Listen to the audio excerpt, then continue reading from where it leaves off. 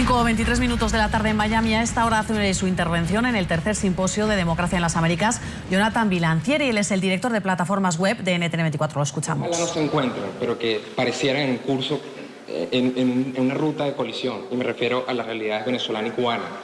Gran parte de los tópicos que tocaste en tu presentación van a coincidir con cosas que voy a mencionar y desafortunadamente no se trata de casualidad, sino definitivamente de una agenda marcada que lleva a que esos temas se encuentran. Yo hoy quiero hablar brevemente de la experiencia de NTN24 enfrentando la censura y voy a utilizar como caso de estudio NTN24 en Venezuela. En un principio y antes de entrar en profundidad en el tema, quisiera darles un breve contexto de la situación de los medios en Venezuela y vamos a encontrar algunas coincidencias en otros países donde sucede prácticamente lo mismo. Para darles un poco de contexto, hay 4 áreas principales en las que se está desarrollando un esquema de censura muy agresivo por parte de entes gubernamentales. El primer punto y el más conocido y evidente es el de las agresiones, la violencia y la participación directa de los brazos armados del Estado actuando en contra de representantes de la prensa y de los medios de comunicación. Hoy, dentro del alcance de esta breve presentación, no voy a entrar en profundidad en ese tema porque es para todos evidente y es bastante sencillo entender la gravedad. Sin embargo, hay otras 3 áreas en las que la censura se ha desarrollado. Son tres cercos que se han creado alrededor de los medios de comunicación, en los que sí quisiera extenderme un poco más.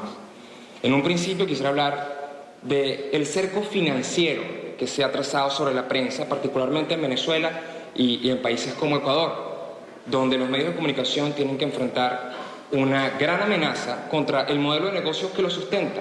Si bien son plataformas comunicacionales con una evidente misión social, la misión de informar, mantener a la sociedad informada, organizada y comunicada, tienen un modelo de negocio básico detrás, un modelo de negocio que si no se sustenta no puede permitir la libre operación de los medios de comunicación.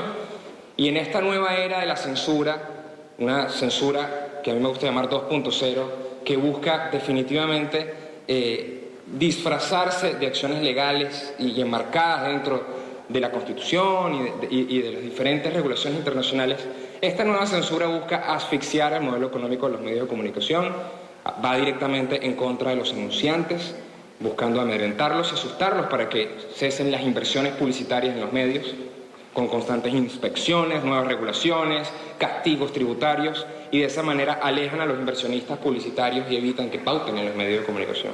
En segundo lugar, van contra sus proveedores. Como conocemos, Venezuela cuenta con uno de los sistemas comunicacionales más grandes de América Latina, con incontables estaciones de televisión, cadenas de radio, medios impresos y medios digitales, que han creado, comprado o expropiado, dándole un músculo de propaganda que no tiene comparación en el continente. Eso los hace el comprador principal y aquel que tiene la mayor capacidad de negociación, y también asfixian a los proveedores, obligándolos a entregar sus servicios y bienes de manera exclusiva al Estado o llevándolos a la quiebra. Por lo tanto, 2 importantes eslabones de la cadena de subsistencia en medios de comunicación están secuestrados por el Estado, proveedores y anunciantes. Pero eso no termina ahí. Lamentablemente, el cerco financiero se extiende un poco más y busca específicamente asfixiarlos en otra arena. Y me refiero puntualmente al acceso a las divisas. Sin acceso a las divisas, un medio de comunicación en Venezuela no puede acceder a tecnología, entrenamiento, licencias, hardware, software e incluso elementos básicos para la subsistencia de un medio impreso como el papel. Y existe este chantaje financiero en el que solo ciertos medios, obviamente afines a los intereses políticos de la clase dirigente en Venezuela, tienen acceso a esas divisas, asfixiando así a los medios por el área de la materia prima.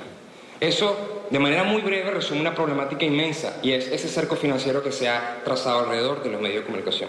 Pero no finaliza ahí, el problema se extiende al marco jurídico.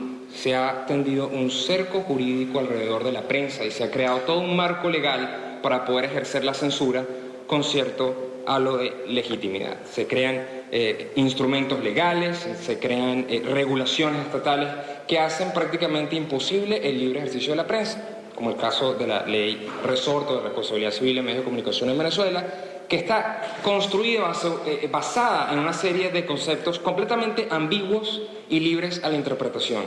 Imaginemos el caos legal en el que se encuentra un editor en jefe de un medio en Venezuela cuando tiene que lidiar con conceptos como zozobra o impacto psicológico. cómo cubrir una noticia de sucesos o cómo cubrir un hecho violento o cómo cubrir una situación de secuestros, violencia en las cárceles en Venezuela, la problemática de la inseguridad, sin generar ningún tipo de sentimiento de angustia. Son problemáticas que per se generan angustia para aquellos que las cubren y para aquellos que la viven.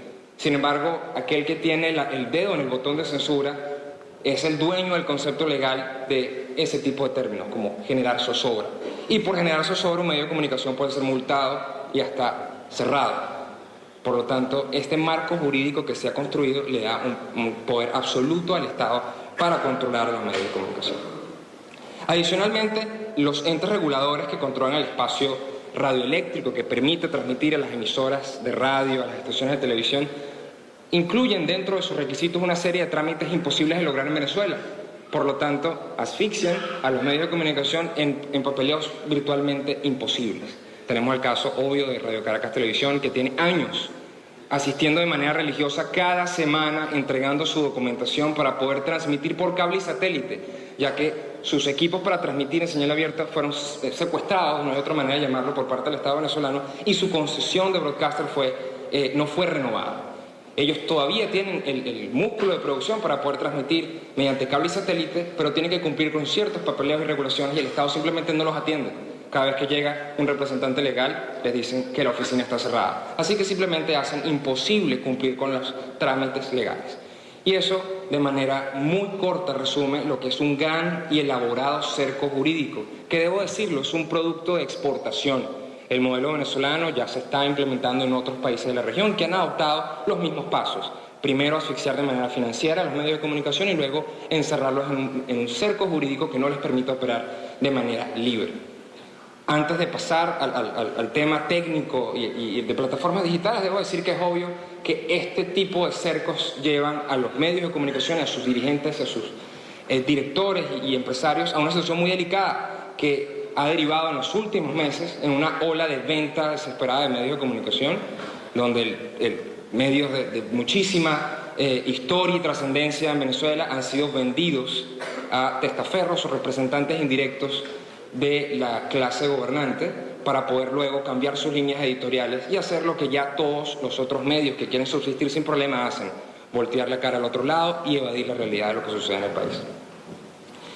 Pero hay un tercer frente, y es el frente en el que quisiera poner la lupa por unos minutos, y me refiero precisamente al cerco técnico que se está creando en Venezuela y en América Latina sobre los nuevos medios, sobre los medios digitales.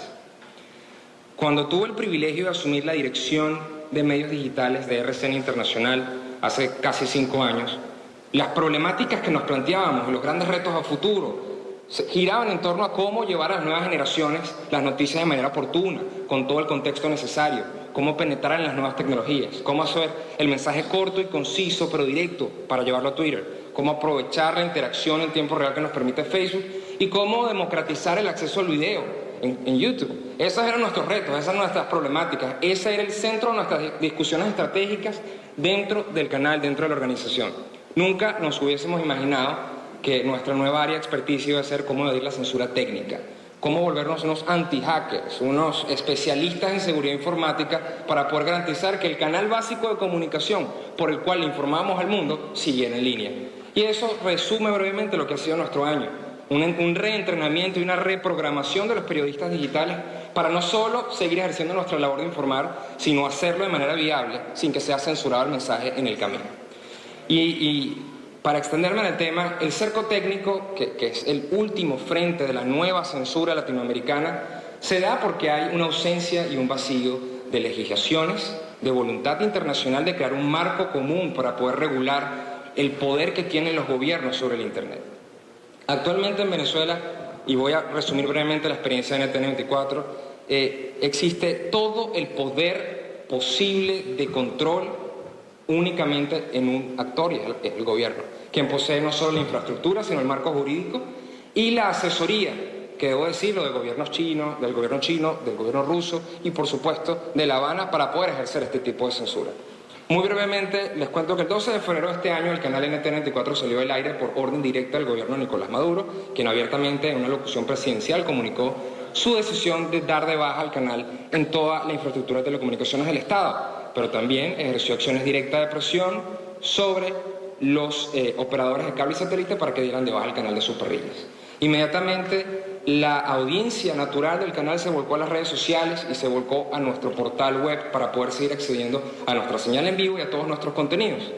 Pero eso no duró mucho. Al correr de las horas, nuestros servidores y toda nuestra plataforma digital fue objeto de un ataque masivo, un ataque conocido como denegación de servicio. No es más, de cientos de miles de computadoras zombies afectadas por un virus que son dirigidas a sobrecargar los servidores de la plataforma.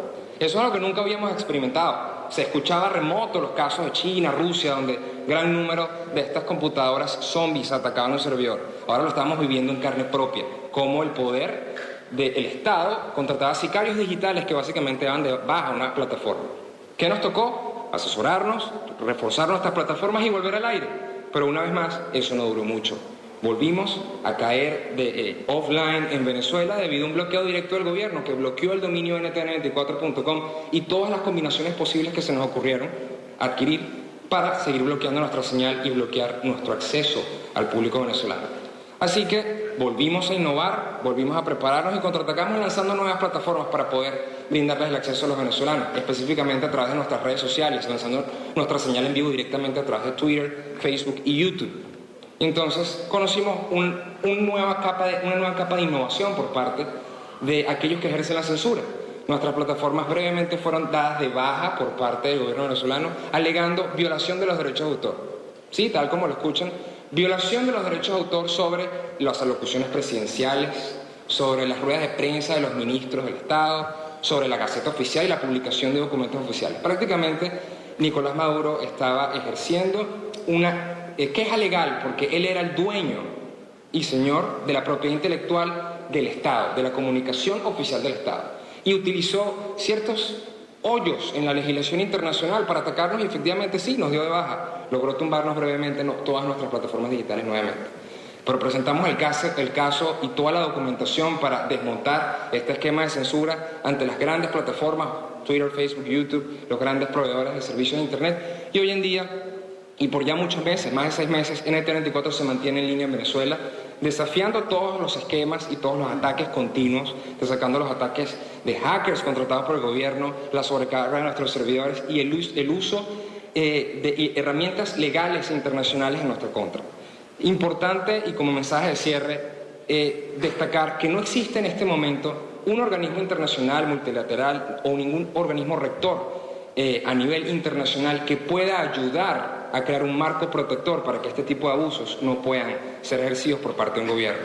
Y es para nosotros muy importante llamar la atención sobre este tema y abrir el debate para que los organismos multilaterales den un paso al frente y tomen la iniciativa para prevenir que los gobiernos tengan poder absoluto sobre una plataforma que hoy en día debe ser la base de la nueva democracia comunicacional como lo es el Internet.